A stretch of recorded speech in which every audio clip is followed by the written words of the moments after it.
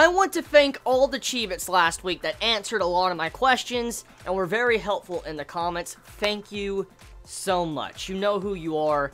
I'm very thankful for that. So anyways, let's begin this weekly anime review for Fate Kaleid.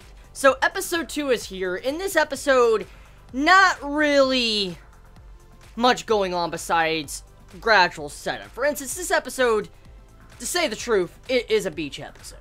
And I think some of you Chibits know how I feel about these type of episodes. I'm not really a big fan of these type of episodes, even if it is Fate related. Now, besides the beach stuff, which is very generic, that I've seen many times over, which I'm not even going to dive into because, like I've said, I've talked about it many times and it's just something I've seen a lot. Let's talk about what this episode did that set up for the plot for this new season of Fate Kaleid. So from what we got is that we have it to where Rin and Illya, they are working on this new project, this construction site on the beach, because as we found out, the 8th card is deep underground.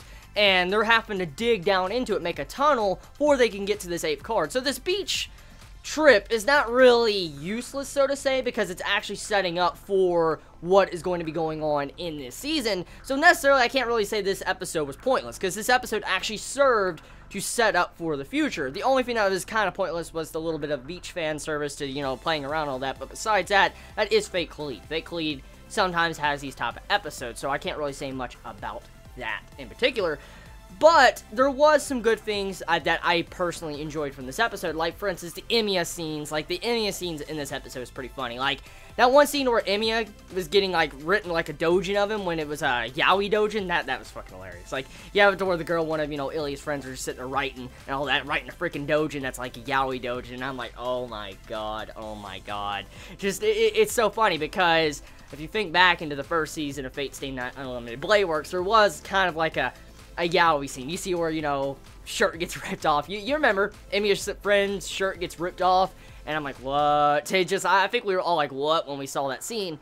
But yeah, that was a kind of entertaining moment of this episode, and then which leads into some of the main in-game segments of the episode. For instance, like Bizette. Bizette pops up, which did not expect to see her in this episode. So we come to find out that Bizette is paying for the damages that she did to the mansion, Illya's mansion, in last season. As we know, she destroyed the mansion. The mansion's fucking gone. Like, it's dead.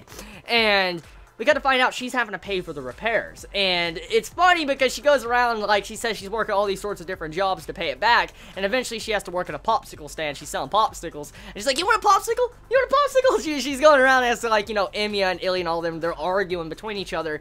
And when you have it to where it's like, popsicle. And she's trying to sell fucking popsicles while everybody's arguing. Couldn't help but laugh from that, though. That was a pretty funny moment. Because Bizette is the type of character that was introduced to be a fucking badass. Like, she's a badass. I mean, the way we saw in the last season, the way she was, it's crazy. Just, it's crazy to see her character the way it was in this episode. Just so chill. So chillaxing. I mean, she's just sitting there working off. So I don't know how to feel about that. But the Illya parts, now getting back more into that, the Illya parts at the end of the episode, when you see it to how, like, the truth serum got put into his head by Ruby, that scene, that was too good. That was too fucking good. Like, the inner pervert of Shiro popped up, because Illya is, you know, holding Shiro in her lap, and he's like, your breasts are so big. I can never forget the size of the breasts and how they are on top of my face. And I'm like, what the fuck? He's just going in. He was going in. Like, he was straight going in. Like, he was going into those breasts and talking about them. He was just analyzing those breasts.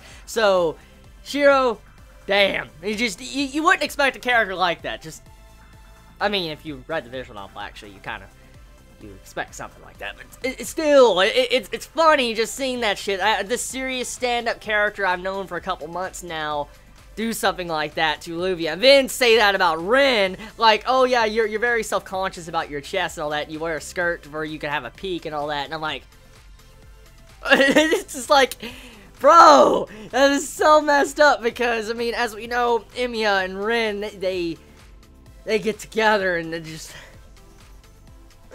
that's too good, that's, yeah. So, episode of Fate Kaleid this week.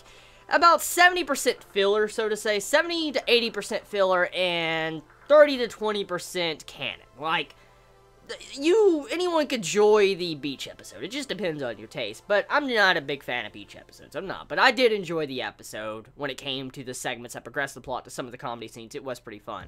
So, tell me your thoughts in the comments below. You all have a wonderful day or night wherever you live. Please be safe. Chibi out.